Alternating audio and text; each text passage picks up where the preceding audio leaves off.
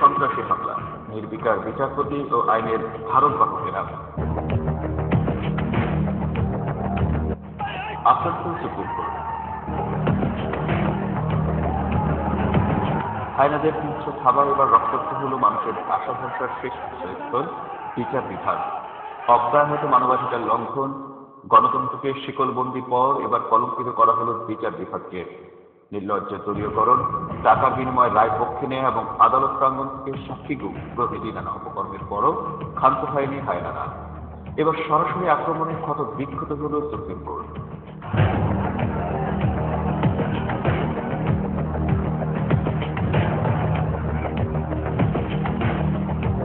29 December 2013 গণতন্ত্রের ক্রান্তি লগ্নে দেশের সচেতন মানুষের মতো প্রতিবাদের সোচ্চার হন আইনজীবীরাও।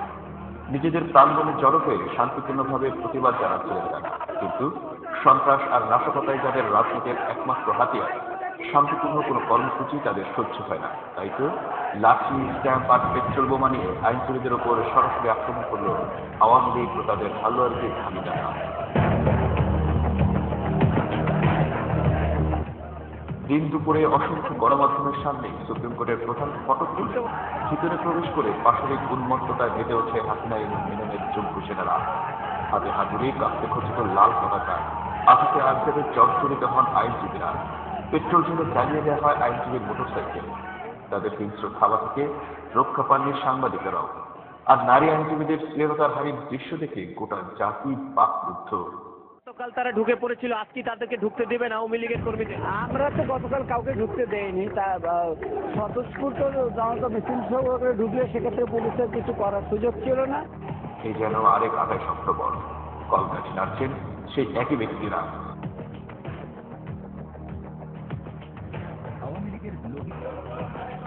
30 ডিসেম্বর 2013 আবারও আক্রান্ত সুপ্রিম কোর্ট। এবার আক্রমণ হয় আওয়ামী মহিলা আইনজীবী ও যুব মহিলা লীগের নেতৃত্বে। এই পাথর আর জুতো নিক্ষেপে আবারও আহত করা হয় আইনজীবীদের, অপবিত্র করা হয় বিচার অঙ্গনকে।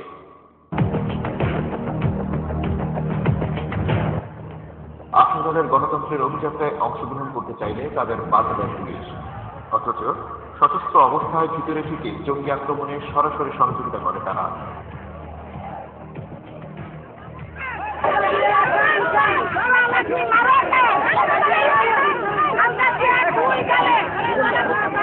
আওয়ামী লীগের জন্য এটা নতুন কিছু নয়। 2006 সালের 30 নভেম্বর আওয়ামীপন্থী আইনজীবী এইচ.এম. শামসুদ্দিন চৌধুরী মানিক ও খসরুজ্জামান যেভাবে প্রধান বিচারপতির এজলাসে ভাঙচুর চালিয়েছিলেন, আজকের এই হামলা তারই ধারাবাহিকতা মাত্র। নাসিম সাজেদার নেতৃত্বে আদালতের বিরুদ্ধে লাঠি মিছিল করার কৃতিত্ব রয়েছে আওয়ামী লীগের। একদিকে বিচার বিভাগকে নির্লজ্জ দলীয়করণ করে কেড়ে নেওয়া হয়েছে বিচার প্রার্থীদের ন্যায় বিচার পাবার অধিকার। অন্যদিকে বিচারালয়ে আইনজীবীদের রক্তাক্ত করে দেশের বিচার বিভাগের ইতিহাসে নতুন করে কলঙ্ক লেপন করল আওয়ামী লীগ। এ কোন দেশে বাস করছি আমরা? এ কোন হায়নার কবলে আমাদের স্বদেশ? স্বাধীনতা, সার্বভৌমত্ব, গণতন্ত্র, গণমানুষ কোনো কিছুই আজ নিরাপদ নয়। ফ্রাঙ্কেনস্টাইনের দানবের ভূমিকায় অবতীর্ণ আওয়ামী লীগ।